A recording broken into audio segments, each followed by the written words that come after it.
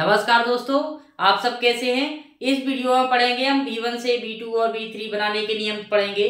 क्योंकि क्या होता है कि हम MB1 से MB2 या MB3 बनाने के नियम याद नहीं करते हैं, तो हमें सीधा यह रटना पड़ता है, जो हमें भूल जाते हैं। क्योंकि हम रट कितना सकते हैं, 2, 4, 10, 50 रट सकते हैं। यदि आपको नियम याद है तो आप विभिन्न प्रकार की जो मैन वर्ब होती हैं उसको हम B1, B2 से और B3 से और B4 तक बना सकते हैं, B5 तक बना सकते हैं।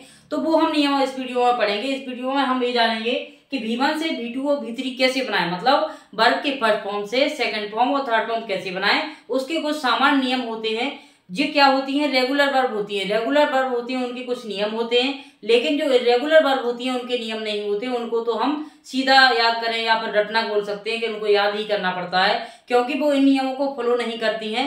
उनके कोई नियम नहीं होते हैं। जैसे कि गो, वेंट, गॉन, उनका क्या होता है, जो तीनों फॉर्म रहते हैं वो चेंज रहते हैं। इनके क्या रहते हैं, सेकंड और थर्ड जो एक से रहते हैं, और कुछ नियम भी होते हैं इनके, लेकिन जो इरेगुलर होती है उनके नियम नहीं रहते हैं। तो आइए वीडियो को शुरू करते हैं। इसमें हमें पढ़ना है कि B1 से B2 और B3 कैसे बनाएं। तो ये क्या होती हैं, सबसे पहले रेगुलर वर्ब होती हैं। तो पहला नियम हमें आप सबने पढ़ा होगा। पहला नियम में क्या दिया है कि सामान्यतः B1 में ईडी जोड़कर हम क्या बनाते हैं, B2 बनाते हैं और B3 बनाते हैं। मतलब आपको समझना है इसमें कि मेन वर्ब में हम ईडी जोड़ देते हैं तो कौन सा फॉर्म बन जाता है, सेकंड और थर्ड बन जाता है। जैसे कि एग्जांपल में हम स्पष्ट देख सकते हैं, हेल्प मीन्स आप सभी जानते हैं कि मदद करना होता है। अब हेल्प जो कौन सा फॉर्म है, B1, यानी कि मेन वर्ब का फर्स्ट फॉर्म है। यदि हम आगे चलें तो जो हेल्प में ईडी जुड़ा हुआ है वो कौन सा फॉर्म है, अपना सेकंड फॉर्म है, यानी कि जिसको हम B2 बोलते हैं।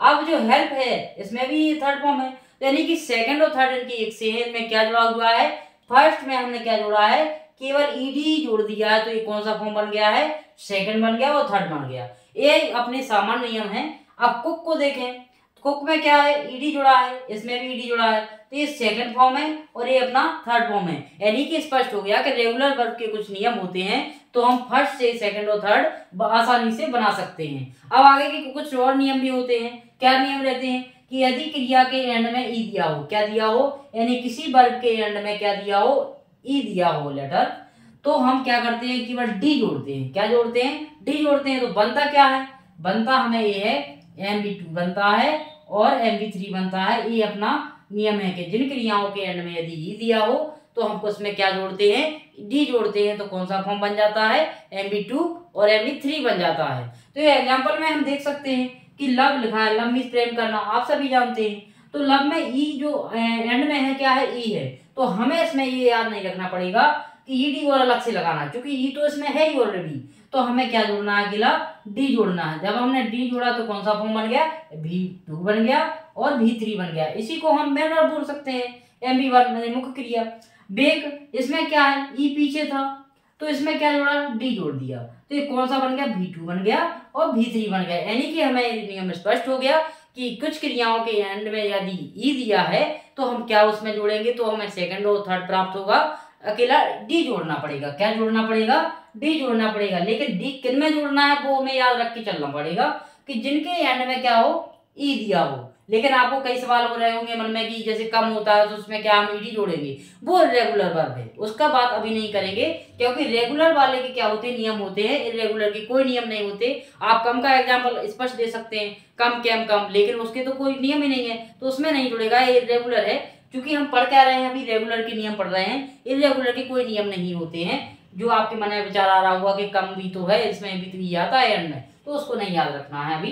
इरेगुलर हम बाद में अगले वीडियो में पढ़ेंगे। अगला दिया है, यदि क्रिया के एंड में क्या दिया हो, कॉन्सोनेंट दिया हो और प्लस में बाय दिया हो। मतलब एंड में बाय हो, बाय के जस्ट पहले कॉन्सोनेंट हो, तो बाय को हम किस में कन्वर्ट कर देंगे, आई में कन्वर्ट कर देंगे। बाय को हम आई में कन्वर्ट करेंगे और ईडी जोड़ेंगे तो क्या बन जाएगा, अपना सेकंड और थर्ड बन जाएगा।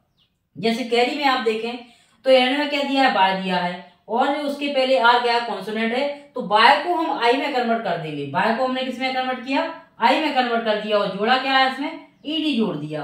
इसमें भी यानी कि 2 बन गया और अपना 3 बन गया। क्राई में देख सकते हो आप, क्राई में देखो बाय दिया है, बाय के पहले आर कॉन्सोनेंट दिया है, उसमें भी तो वही किया है, बाय को हमने आई में कन्वर्ट किया। अब ऐसा नहीं है कि हमने 2 एग्जाम्पल कवर कर लिए तो अब बस हम बहुत सारे बना तो सकते हैं, लेकिन इस 2 एग्जाम्पल के थ्रू हम बहुत सारे कैसे बना सकते हैं हम आपको और बताते हैं।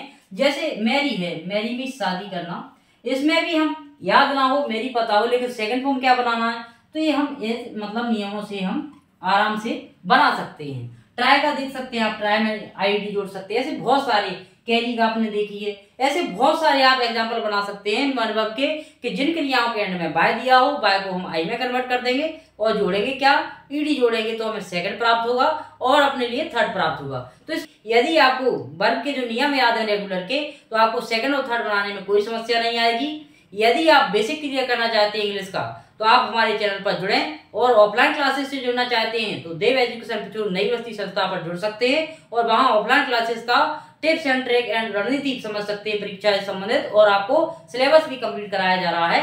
यदि आप ऑनलाइन क्लासेस से जुड़ना चाहते हैं तो हमारे चैनल पर आप जुड़ें, आपको फ्री, ऑनलाइन की कोई फीस नहीं है, आपको निःशुल्क उपलब्ध कराया जा रहा है। बेसिक इंग्लिश का है, क्योंकि क्या होता है बेसिक पढ़ते नहीं है हम, आगे के टॉपिक पढ़ते हैं तो समस्या आती है। यदि आपको हमारे वीडियो अच्छे लगते हैं तो आप कमेंट करें और शेयर करें और चैनल को सब्सक्राइब करें और अपने सुझाव कमेंट के रूप में बताएं। थैंक यू फॉर वॉचिंग, बहुत बहुत धन्यवाद।